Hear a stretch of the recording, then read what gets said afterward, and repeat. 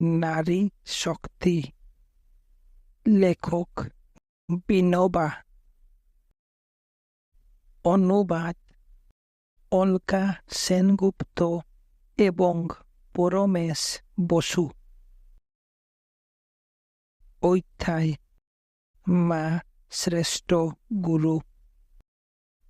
শিক্ষা সম্বন্ধে যেভাবেই ভাবি, আমার মনে হয় বর্তমান শিক্ষা যান্ত্রিক ছাঁচে ঢালা।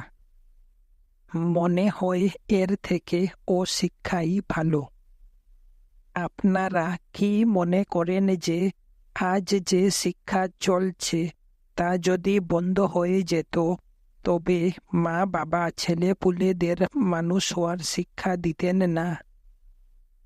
চাষবাসের জ্ঞান, সদাচার ও সদ্ব্যবহারের জ্ঞান দিতেন না?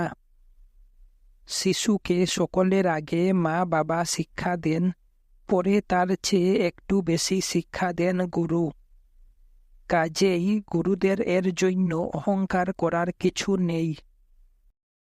মা দেন প্রথম নম্বরের শিক্ষা, কিন্তু সরকারি শিক্ষা দপ্তর থেকে যে শিক্ষা পাওয়া যায় তাকে কোনো নম্বরেই ফেলা যায় না, কারণ তা তো ছাঁচ। যতদিন মা বাবার অস্তিত্ব থাকবে, আর মা বাবা ছাড়া তো শিশুর জন্ম হয়ই না, ততদিন শিশুদের জ্ঞান লাভ হবেই। ঈশ্বরের পরিকল্পনাই এমন যে তিনি যেমন শিশুকে মুখ দেন, তেমনি মার স্তনে দুধেরও সৃষ্টি করেন। শিশুর ক্ষুধা লাগার সঙ্গে সঙ্গে মাকেও খাওয়াবার প্রেরণা দেন। এইভাবে শৈশবকাল থেকে মার মাধ্যমে শিশুকে প্রেমের শিক্ষা দেওয়া হয়ে থাকে। শিশুকে ভাষা শেখাবার জন্য কত কোটি টাকা সরকার খরচ করে, কিন্তু মা তো দুধ খাওয়াতে খাওয়াতে শিশুকে মাতৃভাষা শেখান। সারা দুনিয়ার শিশু মার কাছেই ভাষা শেখে। মা শিশুকে বলেন, ওই দেখ চাঁদ। শিশু তো শুনে। মা আবার তাকে প্রশ্ন করেন, কোথায় চাঁদ বল। তিনি পরীক্ষা নেন। শিশু আঙ্গুল দিয়ে দেখায় চাঁদ কোথায়। পরে শিশু তা বলতে শুরু করে, চ চ চ না দো। তারপর চাঁদ চাঁদ বলে, অর্থাৎ প্রথমে বস্তু গ্রহণ করে পরে বলে। এই যে সব জ্ঞান, ভাষা শেখার জ্ঞান, একই বিদ্যালয়ের শিক্ষা থেকে কম? 2-2.5 বছরে শূন্য অবস্থা থেকে শিশুর মধ্যে জ্ঞান সৃষ্টি করা হয়, আর মাই এসব করেন। শিক্ষাবিদরা তাদের অভিজ্ঞতা ও নিরীক্ষণ থেকে বলেন যে শিশুদের প্রথম 2-1 বছরে যত জ্ঞান লাভ হয়, পরবর্তী সারা জীবনেও তত হয় না। তাই দুনিয়ার সমস্ত লোক স্বীকার করে যে মায়েরা যদি সংস্কৃতি সম্পন্না হন, তবেই দুনিয়া বাঁচবে। এবং এই জন্যই মা সর্বপ্রথম ও শ্রেষ্ঠতম গুরু। মার স্নেহ সবাই পেয়ে থাকে। অধ্যায় মা ও সুনাগরিক। ভারতবর্ষে ধর্ম রক্ষা নারীরাই বেশি করেছেন। বাসনাসক্তের সংখ্যা পুরুষদের মধ্যে যত দেখা যায়, নারীদের মধ্যে তার চেয়ে অনেক কম দেখা যায়। মায়েরা সমাজে সদাচার বাঁচিয়ে রেখেছেন, এই জন্যই শিশুদের ভার তাদের উপর পড়ে। শিশুদের সুঅভ্যাস শিক্ষা দেওয়া ও তাদের পরিষ্কার পরিচ্ছন্ন রাখার দায়িত্ব মায়েদের।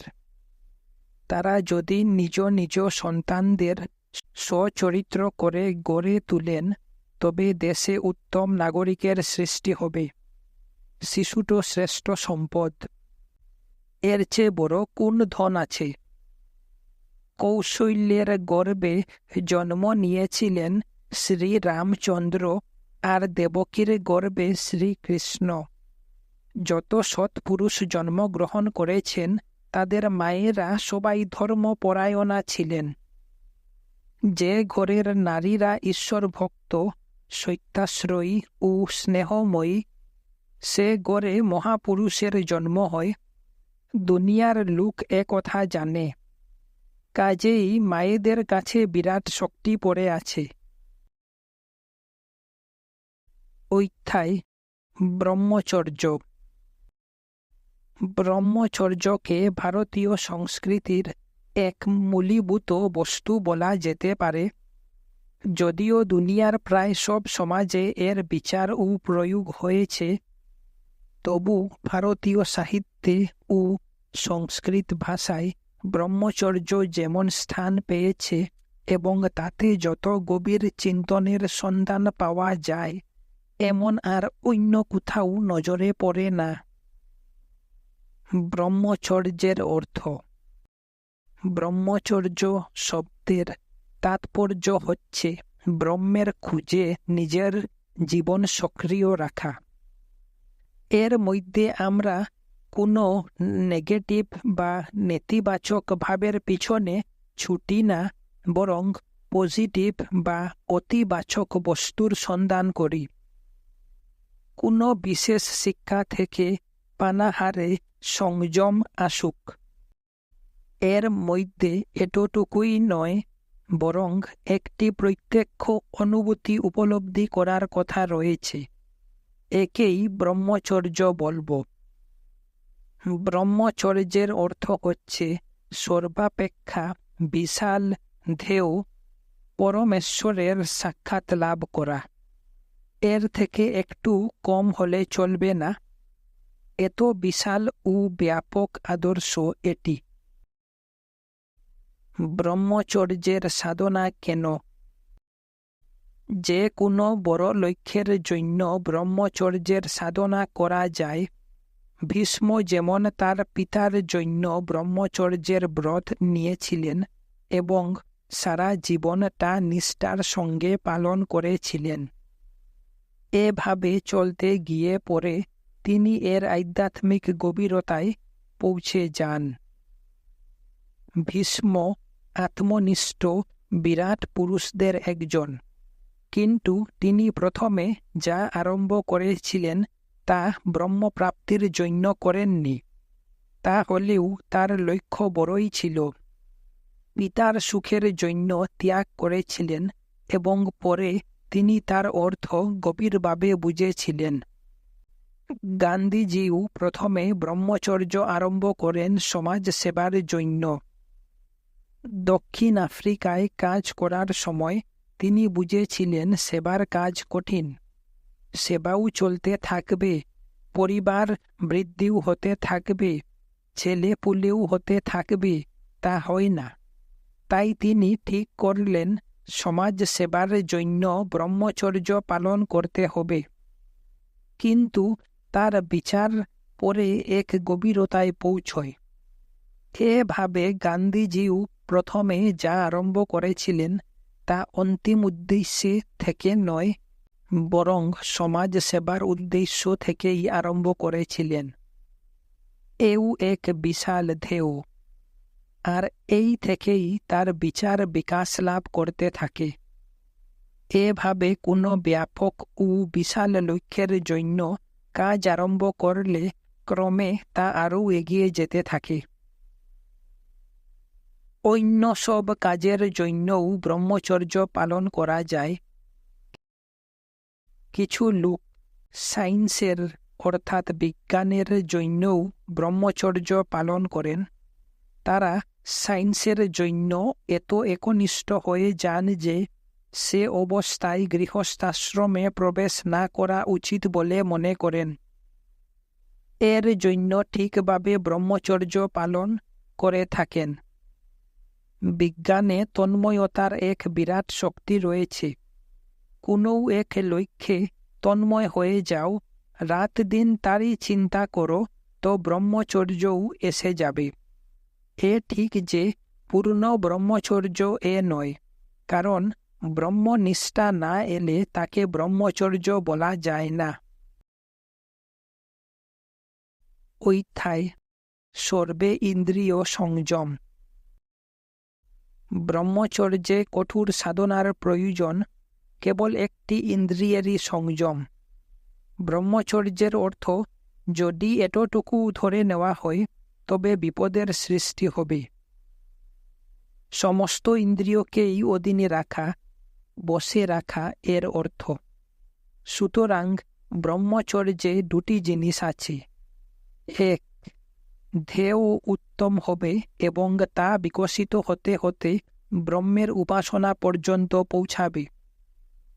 2, সমস্ত ইন্দ্রিয় ও মন বসে থাকবে।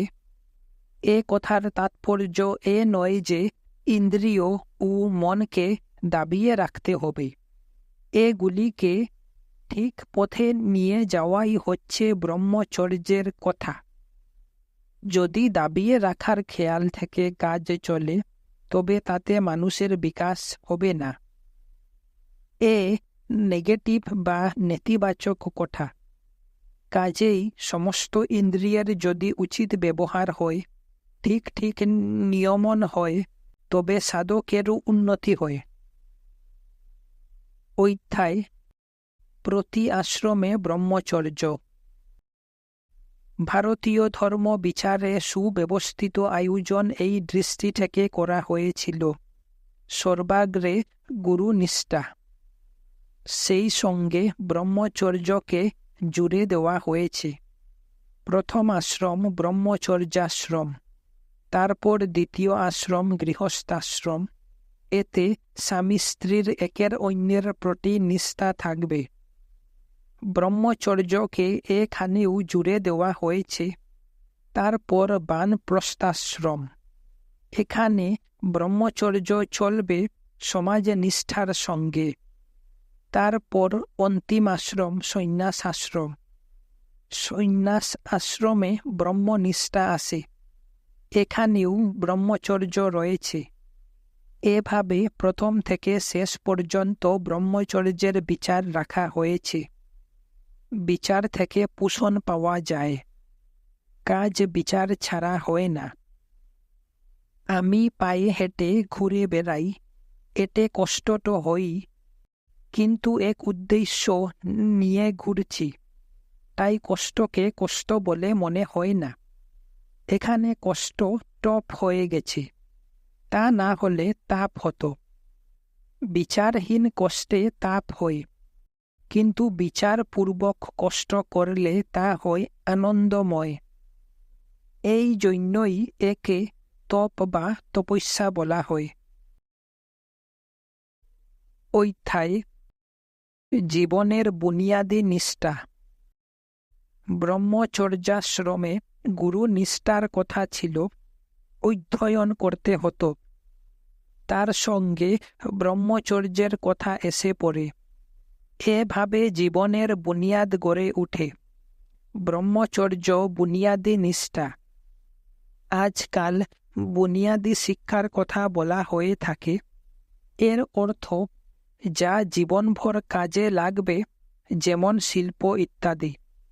কিন্তু ব্রহ্মচর্য এসব থেকে অনেক বড় গুণ। এমন গুণ যা থেকে নিয়ত সাহায্য মেলে এবং জীবনের সর্বপ্রকার বিপদে সহায়তা পাওয়া যায়।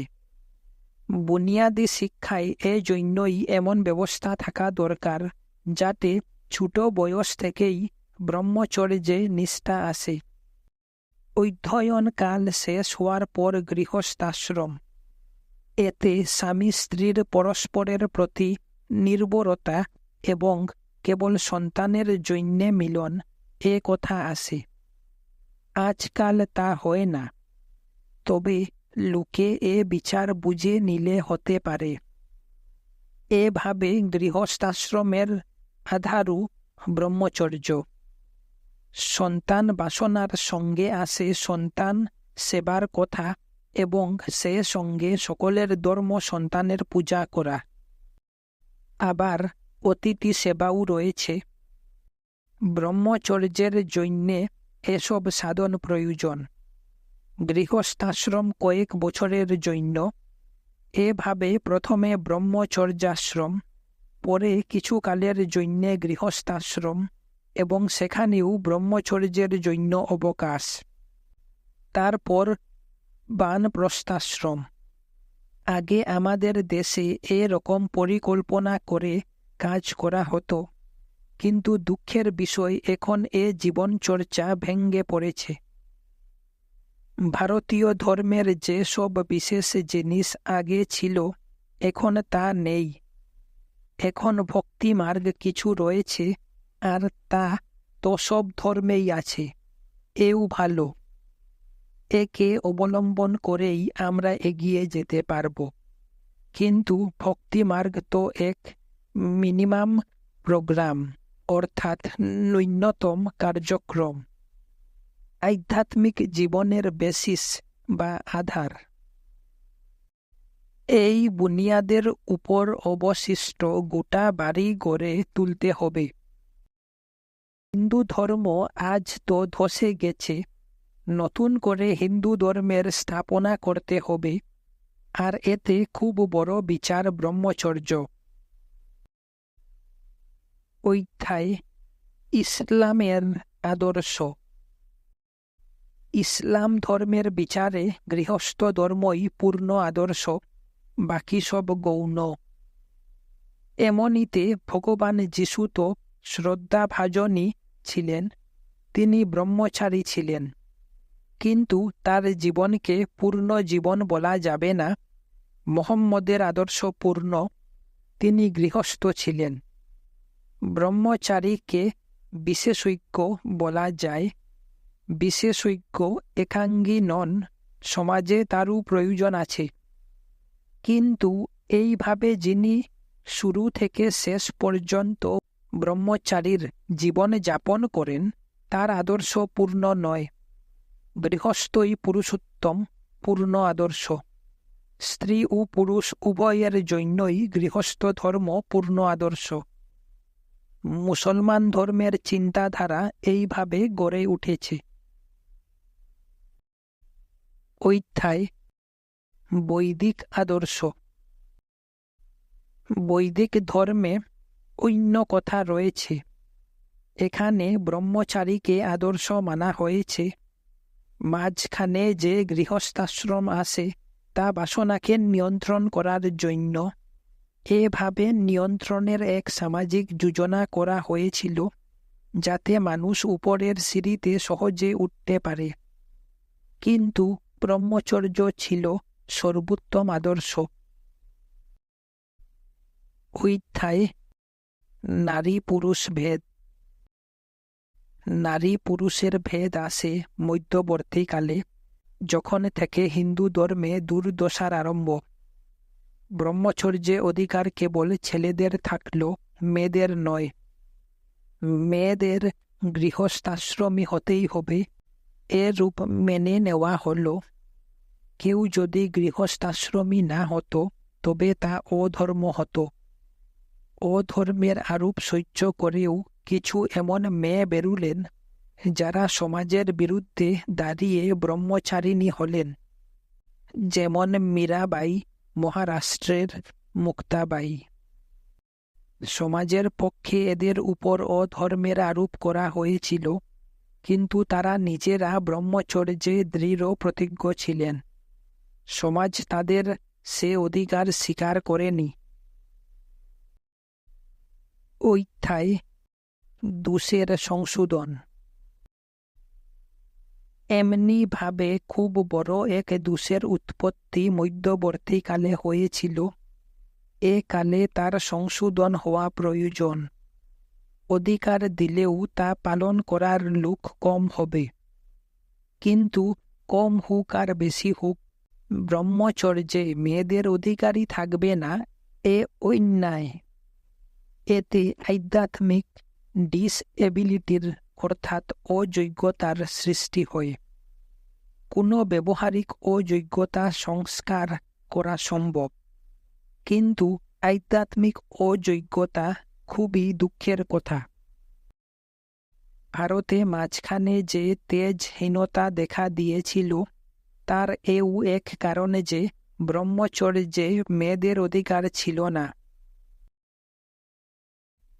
অধ্যায় বাসনার মুক্তি ভুল। মেয়েদের কাম বাসনা বেশি অনেক সময় এরকম বলা হয়ে থাকে, কিন্তু এ অনুমান ভুল। মেয়েদের প্রসব যাতনা ভুগতে হয়, শিশুর জন্য অনেক কষ্ট ভোগ করতে হয়। কাজেই যেখানে এত কষ্ট, সেখানে তার জন্য তাদের মনে অধিক বাসনা থাকবে এ সম্ভব বলে মনে হয় না। একদিন আমি একটি মন্দির দেখতে গিয়েছিলাম। সেখানে মা দেবকীর একটি চিত্র ছিল, প্রসব বেদনার চিত্র। তা দেখে আমার মনে হলো, প্রসব বেদনা এত কষ্টকর জানলে ভগবান হয়তো জন্মগ্রহণই করতেন না। কয়েকবার মনে হয়েছে, আমার শরীর তো দুর্বল, আমি যদি মেয়ে হতাম আর এমন অবস্থায় ছেলেপুলে হতো, তবে কি করে বাঁচতাম। এ কথা বলা যেতে পারে যে মেয়েদের সন্তানের ইচ্ছা থাকে, তাদের মাতৃত্বের কামনা আছে। কাজেই এমন হতে পারে যে মেয়েদের প্রথম সন্তানের ইচ্ছা থাকে। একেবারে অপুত্রক থাকা পুরুষদের চেয়ে মেয়েদের পক্ষে বেশি কঠিন বলে মনে হয়। কিন্তু একটি শিশু হবার পর মেয়েদের হয়তো আর বাসনা থাকে না, কারণ সন্তান হবার সময় তাদের খুব কষ্ট ভোগ করতে হয়। এ আমার নিজের বিশ্লেষণ, কতদূর ঠিক জানি না। এসব বলার তাৎপর্য এই যে মেয়েদের সম্বন্ধে একটি ভ্রান্ত ধারণা করা হয়েছে, তাদের কাম বাসনা বেশি। এই ভুল ধারণার জন্যই মেয়েদের উপর নিয়ন্ত্রণ রাখা হয়। ভারতে এর ফল এই দাঁড়িয়েছে যে কারুর উপর কোনো অত্যাচার হলে মেয়েরাই ছেলেদের বাঁচিয়ে দেন। এ সম্বন্ধে একটু গভীরভাবে চিন্তা করলে দেখা যাবে, মেয়েদের মনে ছেলেদের জন্য অশ্রদ্ধার ভাব রয়েছে, অনাদর রয়েছে। ছেলেরা কোনো অন্যায় করল, তা তো খুব বড় কথা হলো, এ তারা মনে করেন না। যদি কোনো মেয়ে বিড়ি টানে, তবে তা খারাপ বলে মনে করা হয়, কিন্তু ছেলেদের বেলায় তা মনে করা হয় না। আমারও মেয়েদের বিড়ি সিগারেট টানতে দেখলে অদ্ভুত লাগে। কিন্তু এমন কেন হবে? নারী পুরুষ তো সমানই। অধ্যায় মেয়েদের অপাত্রতা ঘুসূচক। তা হলেও মেয়েদের জন্য ভারতে আধ্যাত্মিক উচ্চ ভাবনা আছে, এবং মেয়েদের মনেও সে ভাবনা রয়েছে। এই জন্যই কোনো ব্যভিচারী পুরুষ দেখা দিলে মেয়েরাই তাকে ক্ষমা করে দেন। তারা বলেন, আরে পুরুষগুলো তো এমনই হয়ে থাকে। একে মেয়েদের সুপিরিয়রিটি কমপ্লেক্স বা অহংমন্যতা বলা যেতে পারে। কিন্তু মেয়েদের পক্ষে যে জিনিস খারাপ বলে ধরা হয়েছে, তাকে দূর করতে হবে। এছাড়া সমাজের মুক্তি নেই। আমি তো অনেকবার বলেছি, যে পর্যন্ত শঙ্করাচার্যের মতো কোনো নারী মেয়েদের মধ্য থেকে পুরনো শাস্ত্রের ভুলগুলি শুধরে না দেবেন এবং নতুন শাস্ত্র সৃষ্টি না করবেন, সে পর্যন্ত তাদের মুক্তি আসবে না। কিন্তু শাস্ত্রের ভুল তো তিনিই দেখাতে পারেন, যিনি অত্যন্ত তেজস্বী, বৈরাগ্যশীল ও জ্ঞাননিষ্ঠ। একমাত্র তখনই অপাত্রতার আরূপ ঘুচে যেতে পারে এবং ব্রহ্মচর্য পালনে মেয়েদের যে বাস্তবিকই অধিকার রয়েছে, তা তারা লাভ করতে পারেন। কিন্তু সমাজে এখনও ব্রহ্মচারিণীর নিন্দা হয়ে থাকে। অধ্যায় অমৃতের নামে বিষ। আমি দেখেছি শৃঙ্গার সাহিত্য থেকে বিষয় বাসনায় প্রলুব্ধ হয়ে মানুষ যত অধঃপাতে যেতে পারে, তার চেয়েও বেশি নিচে যেতে পারে ওই সাহিত্য পড়লে যাতে বাসনা থেকে বাঁচবার কথা লেখা রয়েছে। এত খারাপ ওই সব সাহিত্য। মাতৃত্বের অনুভূতি ব্রহ্মচারীর রক্ষা কবচ। হওয়া তো এই চাই যে ব্রহ্মচারীর কাছে যদি কোনো স্ত্রীলোক আসেন তবে তাকে দেখে ব্রহ্মচারী বেশি পবিত্র ও সুরক্ষিত অনুভব করবে। কোনো স্ত্রীলোক কাছে এলে মাই এসে গেছেন আমার এরূপ মনে হয়, খুবই নিরাপদ লাগে। কারণ মা পাশে দাঁড়িয়ে আছেন তো অমঙ্গল আসবে কি করে। মেয়েদের কাছে সকল ব্রহ্মচারীর এমন নিরাপদ মনে হওয়া চাই। স্ত্রী লোকের সম্পর্ক থেকে দূরে থাকতে হবে এ ভাবনা ভুল। এর থেকে অনর্থক এক কৃত্রিম ব্যবধানের সৃষ্টি হয়ে থাকে। মুসলমানদের পর্দা প্রথা দেখুন, এতেও সেই একই ব্যাপার।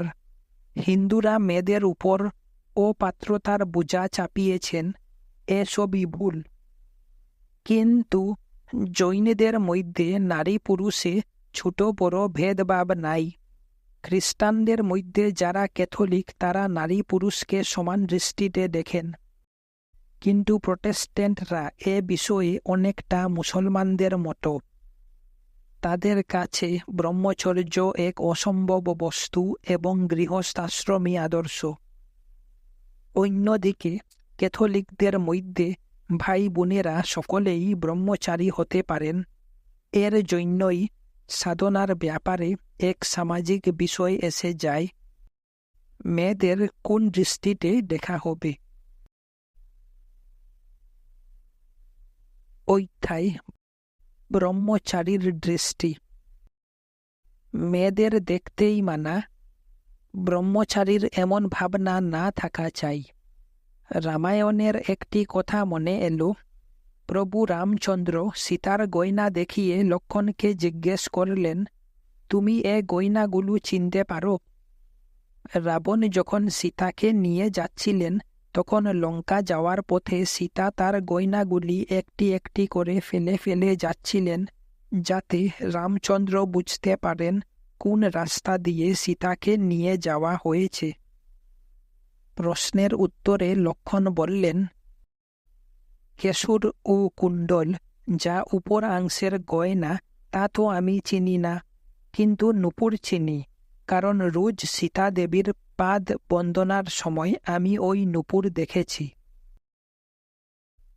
অধ্যায় লক্ষ্মণ চরণাকৃতির পূজারী। একদিন সবরমতী আশ্রমে এ কথার উপর আলোচনা চলছিল। বাপু তো ছিলেন ক্রান্তিকারী। তিনি বললেন, লক্ষ্মণের এ উত্তর আমার ভালো লাগেনি। আমাকে জিজ্ঞেস করলেন, এ সম্বন্ধে তোমার মত কি? তুমি তো শাস্ত্র ভালো জানো। আমি বললাম, লক্ষ্মণ ব্রহ্মচারী বলে সীতার মুখ দেখতেন না, এ যদি সত্য হয়ে থাকে তবে আপনার তা অপছন্দ করা ঠিকই হবে। ব্রহ্মচারী যদি এ ভাব নিয়ে থাকেন যে মেয়েদের মুখ দেখবেন না, তবে তা ভুলই। কিন্তু আমার কাছে এর অর্থ অন্যরকম। লক্ষ্মণ সীতার চেহারা দেখতেন না, এখানে সে অর্থ নয়। এখানে রামচন্দ্র লক্ষ্মণকে জিজ্ঞেস করছেন, কাজেই রামও সীতার গয়না চিনতেন না, স্বামী স্ত্রীর গয়না চিনলেন না। তাৎপর্য কি রাম কি সীতা, দুজনেই অনাসক্ত ছিলেন। একজন অন্যজনকে আকৃতি স্বরূপ দেখতেন না, বরং ব্রহ্মরূপে দেখতেন। কিন্তু লক্ষ্মণ তো সীতার চরণ পূজা করতেন, পাদাভিবন্দনা করতেন। উপাসনার দৃষ্টিতে চরণ আকৃতি দেখতেন, তো তাতে পায়ের গয়নাও এসে পড়ত। গয়না সহ চরণ আকৃতির মূর্তিকেই লক্ষ্মণ উপাসনা করতেন। বাপু তো শুনে বললেন, এই ঠিক। আর যত দূর সম্ভব শাস্ত্রের ঠিক ঠিক অর্থ করাই দরকার। সুতরাং ব্রহ্মচারীর মনে যদি এ ভাবনা থাকে যে সামনে স্ত্রীলোক এলে তাকে দেখা ঠিক নয়, তবে তাকে ত্রুটি বলতে হবে। অতি পরিচয়ের দরকার নেই। ছেলেদের নিজেদের মধ্যেও বেশি শারীরিক সম্পর্ক ভালো নয়। সম্পর্ক তো হবে মানসিক। শারীরিক সম্পর্ক এতটুকুই হতে পারে যতটুকু কেবল সেবার জন্য প্রয়োজন। আমি দেখেছি ছেলেরা অনর্থক বন্ধুদের গলা জড়িয়ে ধরে। এসব হয়ে থাকে, আমার তা পছন্দ হয় না।